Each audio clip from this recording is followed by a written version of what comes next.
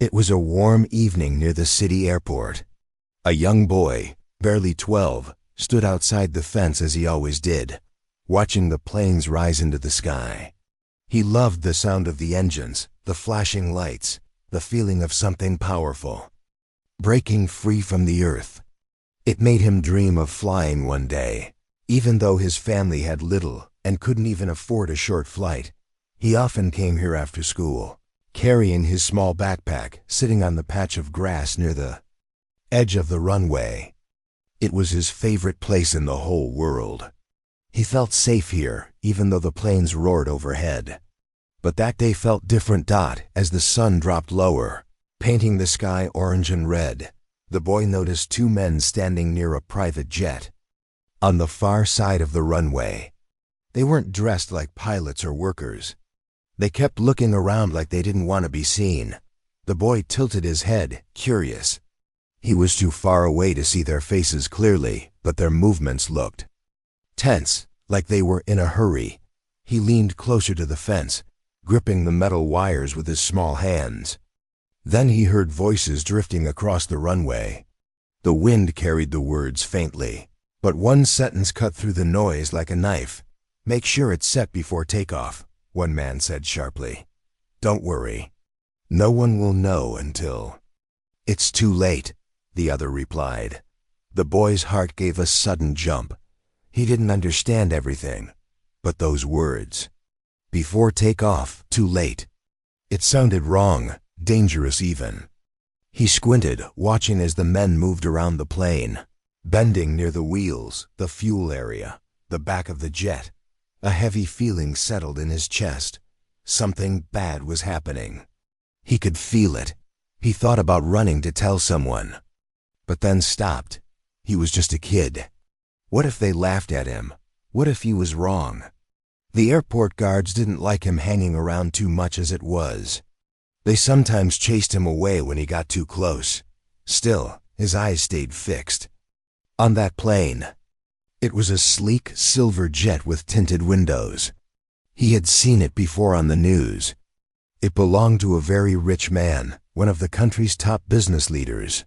The boy didn't know much about billionaires, but he knew they were important. Why? Would someone want to harm him? The men finished whatever they were doing and walked away quickly, disappearing behind the hangars. The boy's mind spun in confusion. Maybe he was overthinking. Maybe they were just workers fixing something. Deep inside, his gut screamed something else. This isn't right. Something is wrong. He walked home slowly that night, the sound of their voices echoing in his head. He barely ate dinner, barely heard his mother asking about school. All he could think about was that plane and the words he had heard. The next morning, he woke early. His small house was quiet. His mother had already left for work, leaving him a note and a piece of bread on the table. He ate quickly, then ran toward the airport. He didn't even know why, maybe to see if the plane was still there. Maybe to prove to himself that nothing bad was going to happen. But when he reached the fence, his heart nearly stopped. The same silver jet was parked near the runway. A few workers moved around it, loading bags and checking things. And then he saw him, the billionaire himself, dressed in a sharp suit, stepping out of a black car and heading toward the plane. The boy froze. His mind screamed, "Say something," but his body wouldn't move. He watched as the man climbed the stairs into the jet. The engines began to hum, the sound rising like a warning bell in his head. He remembered the voices. "Make sure it's set before takeoff. No one will know until it's too late." His heart pounded so hard it hurt. He looked around wildly. People were chatting, workers were busy, no one seemed to notice anything. The plane doors were closing. The engines were louder now. The boy felt his legs shake. He couldn't just stand there. What if it was real? What if the plane went up and never came back down? His throat went dry, but he took a deep breath. He had to do something. He couldn't stay silent, even if people laughed, even if they thought he was crazy. And as the plane started to move toward the runway, the boy finally ran forward, his voice breaking the air with a scream that made everyone turn. "The plane! Stop the plane! It was sabotaged!" The words ripped through the air like a siren. "The plane! Stop the plane! It was sabotaged!" The boy shouted with all his strength. For a second, no one moved. Workers froze mid-step. A guard near the gate frowned, unsure if he heard correctly. A couple waiting for their flight turned to stare. The sound of the plane's engines filled the air, drowning out everything for a heartbeat. Then the boy shouted again, louder this time, his voice cracking. "Stop the plane! Someone put something on it." "Please," people started whispering. A few laughed nervously. One man muttered, "Just a kid making noise." But the boy's face was pale, his eyes wide with fear. He wasn't smiling, wasn't playing around. He pointed at the silver jet with shaking hands, almost crying now. A guard walked toward him quickly. "Hey kid, what are you talking about?" The boy's words tumbled out in a rush. "Last night, I heard men talking. They said something before takeoff, too late. They did something to the plane." He pointed again, his small hands trembling. "That plane, please stop it before it flies." The guard hesitated. It was easy to ignore a child, but there was something in his voice, a kind of desperate truth adults couldn't fake. The boy wasn't seeking attention. He was begging them to listen. Meanwhile, the jet was already moving slowly toward the runway. The billionaire sat inside, calm and unaware, reading something on his tablet. The pilots prepared for takeoff clearance. The boy's heart hammered. He turned to the guard again. "Please, if you don't stop it, people will die." "I know what I heard." The guard grabbed his radio and spoke quickly to the control tower. "We might have a situation. Hold that jet for inspection." "Repeat, hold that jet." The plane stopped. For a moment, the entire airport seemed to pause. The pilots looked confused. The billionaire glanced out the window, annoyed at the delay. Workers exchanged glances. People in the waiting area started taking out phones, recording the scene. 2 more security officers ran up, serious-faced. One of them questioned the boy sharply. "What exactly did you hear?" "Tell us clearly." The boy swallowed hard. 2 men near the plane last night. They said to make sure it was set before takeoff. They said no one would know until it was too late. I saw them near the back of the plane. They didn't look like workers. The officers exchanged looks. One of them spoke into his radio again. "All right, stop boarding. Get everyone off that jet. We're sweeping it now." The billionaire stepped out of the plane, irritation on his face. "What's the meaning of this?" "I have a meeting across the country." "Sir, just a routine inspection," one officer said firmly. "Please wait inside the lounge until we finish." The boy stood there shaking, afraid they wouldn't find anything and everyone would blame him for the chaos. What if he was wrong? What if they laughed at him after this? His eyes followed the security team as they boarded the jet, moving fast. Checking everything from the cockpit to the luggage hold, minutes dragged by like hours. The air felt heavy. People whispered around the boy, staring at him like he was part of some big mystery. Then suddenly, a shout came from inside the plane. "Found something!" Back of the fuel area. The words froze everyone in place. More officers rushed in. The pilot's face turned pale. The passengers inside the lounge gasped. One man muttered, "Oh my God." The boy's stomach twisted as he saw security carry out a small black device sealed in plastic. Even from a distance, it looked dangerous: wires, a timer, things he had only seen in movies. One officer barked orders into his radio. "Bomb squad, now lock down the runway. No one moves until this area is secure." The boy's knees nearly gave out. He hadn't imagined it. It was real. He had just saved that plane. The billionaire stood frozen, staring at the device. His life had been seconds away from ending, and he didn't even know it. Slowly, he turned his eyes toward the small boy standing near the fence. His face pale but determined. The security chief approached the boy, his voice softer now. "Son, you just saved a lot of lives today." The boy didn't answer. He felt dizzy, like the world was spinning too fast. He hadn't done it for thanks or fame. He just couldn't stay silent when he knew something terrible was about to happen. More police cars and bomb experts arrived, swarming the jet. Reporters began gathering near the gates, sensing a big story. Cameras clicked. The name of the billionaire was already spreading on social media. The boy stood there quietly, gripping his backpack straps, watching everything unfold like a dream. He had only shouted because he couldn't let people die. Now the whole country would soon know what happened, and this was only the beginning. The airport was in chaos now. Police cars with flashing lights surrounded the runway. Security officers kept everyone back as the bomb squad carefully carried the black device away. People inside the terminal were filming on their phones, whispering, trying to understand what had happened. The boy stood off to the side, clutching his backpack, feeling small and shaken.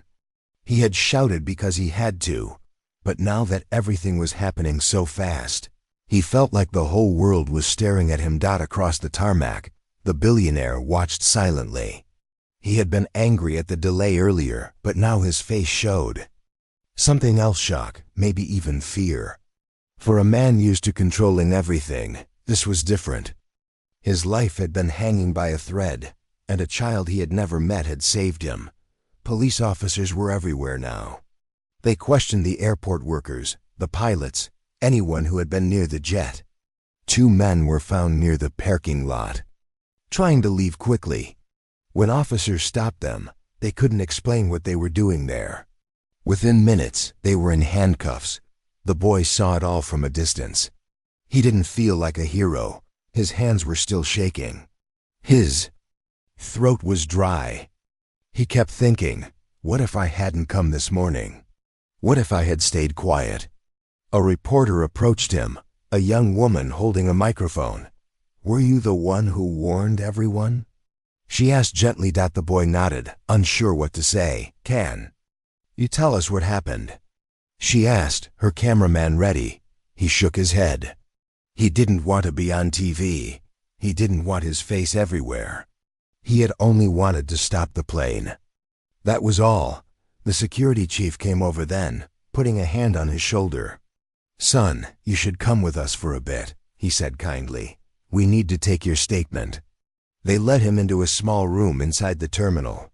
The boy sat nervously as officers asked him what he had seen and heard.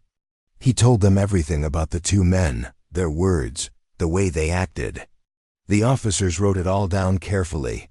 Outside the room, the billionaire spoke quietly with the police captain.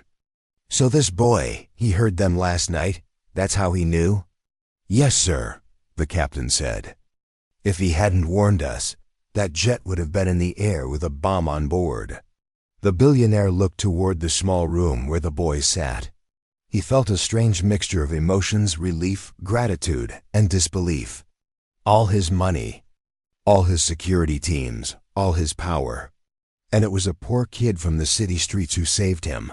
When the boy finally came out, the billionaire approached him slowly. "Hey, son," he said softly. The boy looked up, unsure how to respond. "You saved my life today," the man said. His voice was steady but carried real emotion. "Do you understand that? Without you, I wouldn't be standing here." The boy didn't know what to say. He simply nodded. Reporters were gathering nearby now, cameras ready, but the billionaire waved them off. "Give us a moment," he told them firmly. He knelt a little so he was closer to the boy's height. "What's your name?" he asked. The boy told him quietly. "Well," the billionaire said, "the world will know your name soon. Because you're a hero." The boy shifted uncomfortably. He didn't feel like a hero. He hadn't planned anything. He had just done what felt right. Police officers brought updates. The device was real. It had been wired to explode midair. The two men were part of a larger investigation now. The airport was locked down until everything was clear. News channels were already running headlines. Child's warning prevents plane. Disaster and billionaire's life saved by young boy. The billionaire looked at the boy again, his eyes softer now. Do you have school today? He asked. The boy nodded slowly. Not anymore, the man said with a small smile. Today, you're coming with me. We're going to talk. The boy hesitated. He wasn't sure what that meant, but the billionaire put a hand on his shoulder. Gently, I want to thank you properly, he said. You didn't just save me. You saved my pilots, my crew, everyone on that plane. That kind of courage deserves to be honored. The boy glanced at the reporters waiting nearby, the flashing cameras, the curious faces. He wasn't used to attention. He wasn't used to anyone calling him brave, but deep inside, he felt something warm, a small spark of pride. He had spoken up when no one else would. He had done the right thing, even when it was scary. As police led the arrested men away in handcuffs, and investigators kept working around the plane, the boy and the billionaire walked toward the terminal together. The cameras followed, people whispering and pointing. The boy kept his head down, but the billionaire walked tall, his hand resting on the kid's shoulder like they had known each other for years. And somewhere inside, the boy realized his life was about to change forever. Airport finally began to calm down after hours of chaos. Police cars slowly left, reporters filed their news reports, and security officers finished their investigations. The bomb squad confirmed it again. If that jet had taken off, it would never have landed safely. Everyone on board would have been gone in seconds. The boy sat quietly in the VIP lounge now. It felt strange. He had never been in such a fancy place before. Soft chairs, shiny floors, staff walking around in uniforms. Everything felt like another world. He clutched his small backpack on his lap, his feet swinging slightly because the chair was too high for him. The billionaire came in a few minutes later, talking to someone on the phone in a serious voice. When he saw the boy, he ended the call and walked over. His steps were firm, but his expression was different now, softer, more thoughtful. He sat down across from the boy. You must be tired, the man said. The boy shook his head. I'm okay, he said quietly. The man studied him for a moment. The boy's clothes were simple, his shoes a little worn out, his hair a bit messy like he had run all the way here this morning. Yet this was the kid who had saved dozens of lives, including his own. Do you know who I am? The billionaire asked finally. The boy nodded slowly. I've seen you on TV, he admitted. You're rich. The man smiled faintly at the honest answer. Yes, people call me rich, but today, money didn't save me, you did. The boy looked down at his backpack, unsure what to say. The billionaire leaned forward. Tell me, son, why did you shout? Most people would have stayed quiet, thinking maybe it was nothing, but you didn't. Why? The boy hesitated, then shrugged. I heard them, the men. They said things about the plane, about something happening before takeoff. It didn't feel right.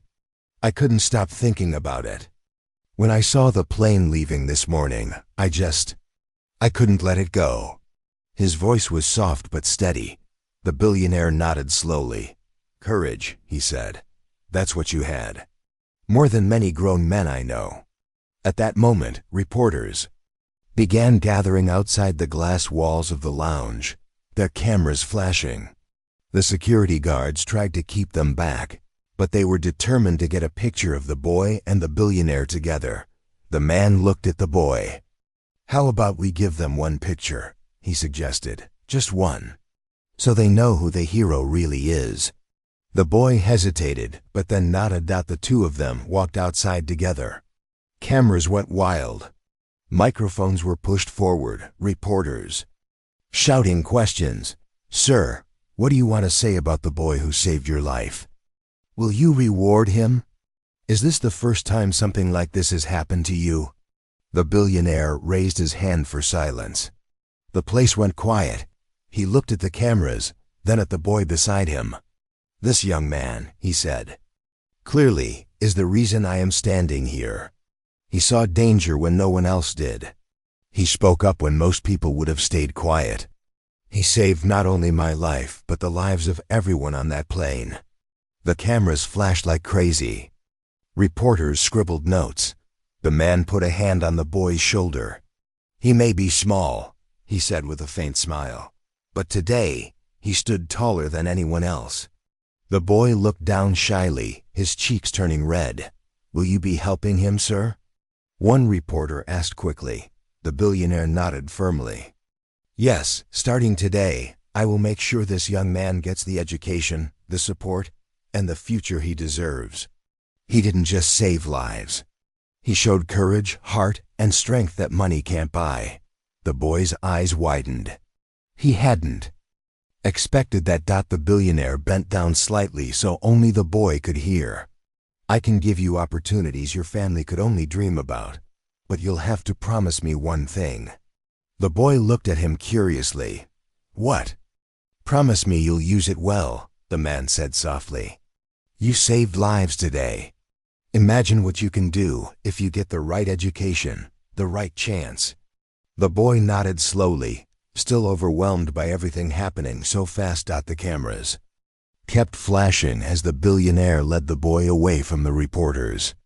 That's enough for today, he told them. Let him rest. He's had a long day. The boy followed quietly, his mind spinning. He thought of his mother working long hours, of their small house, of how different life might be after this day. For the first time, he wondered if shouting those words had changed not only the billionaire's life, but his own. The next few days felt like a dream for the boy. The story was everywhere on TV, in newspapers, on the internet. Boy saves billionaire's life, the headlines read. Some called him a hero. Others said he was the bravest kid in the country. But for the boy, life still felt the same at first.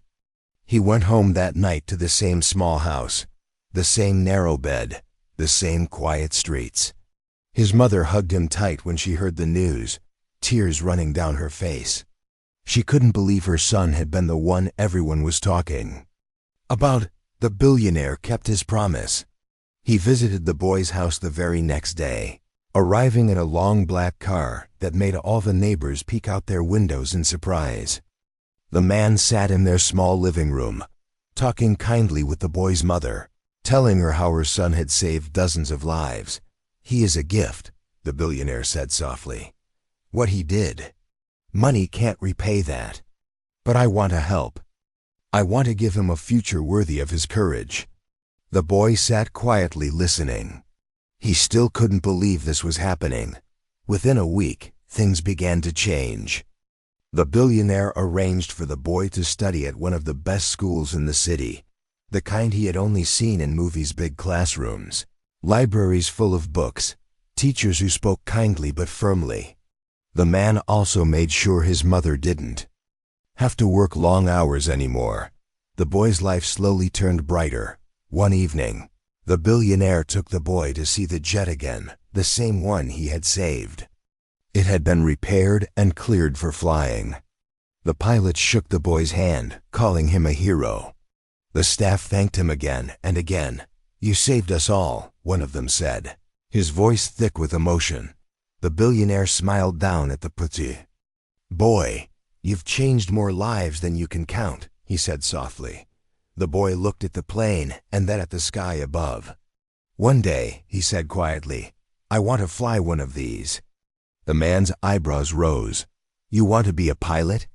The boy nodded shyly. I think so. I want to learn everything about planes. The billionaire's smile widened. Then that's what we'll do. We'll make sure you get the education and training to reach that dream. The boy didn't answer right away. He was thinking about how just a few days ago, no one knew his name. He was just a kid who liked watching planes from behind a fence. And now, here he was, standing next to a man whose life he had saved. being promised a future he had never even imagined. Months passed, and the changes kept coming. The boy studied hard at his new school. He made new friends, learned new things, and for the first time, he started to believe he could be more than what his small neighborhood had always told him he would be. The billionaire visited often, sometimes bringing books about flying, sometimes just stopping by to see how the boy was doing. He became more than just the man whose life had been saved. He became a mentor, a guide, someone who cared about the boy's future. 1 year later, the boy stood on a stage at a big event organized by the billionaire's company. He had been invited as a special guest. Hundreds of people were in the audience: business leaders, students, reporters. The billionaire walked up to the microphone first. "Last year," he said, "a boy shouted words that changed everything. Stop the plane. He saved my life, my crew's lives, and many others." But what he didn't know was that he was also saving his own future that day. He turned toward the boy and smiled, because courage like his deserves every chance to grow. The audience clapped loudly as the boy stepped forward. He wasn't shy anymore. He looked at the crowd and spoke slowly but clearly. "I'm not a hero," he said. "I just did what I thought was right. I couldn't stay quiet when I knew something was wrong, and maybe we should all speak up when something isn't right, because one voice can save lives." The hall was silent for a moment before people stood up, clapping harder, cheering for the boy who had saved a plane and inspired a city.